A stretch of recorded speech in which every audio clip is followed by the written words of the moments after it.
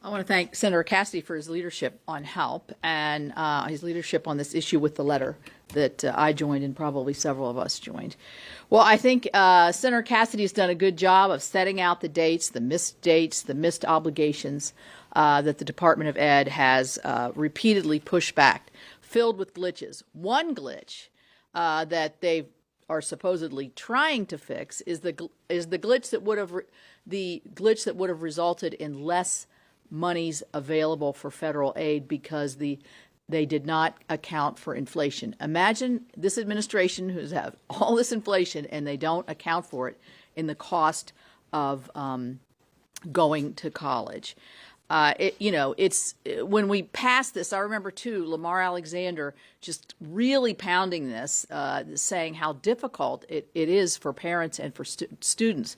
But think about that first-time student in a family. Maybe the families have never gone for it. Maybe they're making a stretch to think they want to go to into higher education. So put yourself in their shoes, an 18-year-old trying to figure this out with their guidance counselor, with their parent or the teacher, whoever they're working with, and then to have deadline after deadline moved, and then you finally get the nerve to go. You're going to go for it, and you're going to be squeezed into 2 to 3 weeks to make one of the biggest decisions of your life because of the ineptness of the Department of Education giving you the adequate time that they're supposed to give you. So I think that they've neglected to follow the law here. They've been excuse after excuse. And quite frankly, I think this is one of the biggest obligations of the department. It's certainly something here in the Senate we care about because every year we look at Pell Grants. Every year we look at what the affordability issues are and how important they are. So let's just look at the Department of Education for a minute. The building is a ghost town. The GAO study showed that the Department of Education here in Washington had a 17% utilization rate. In other words, the space in the building was only being utilized 17%.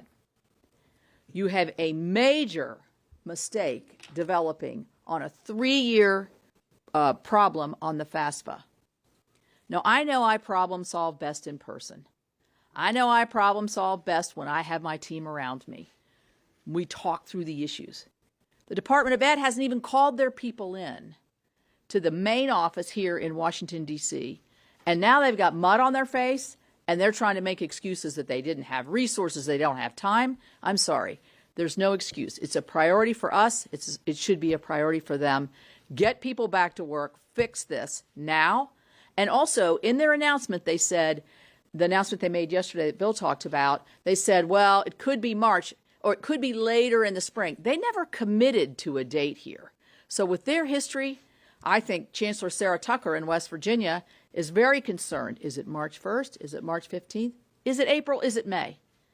And it has ramifications for the institutions as well. Because if their enrollment's down in year 1, their enrollment's going to be down in year 4. That's got big ramifications for our colleges and universities.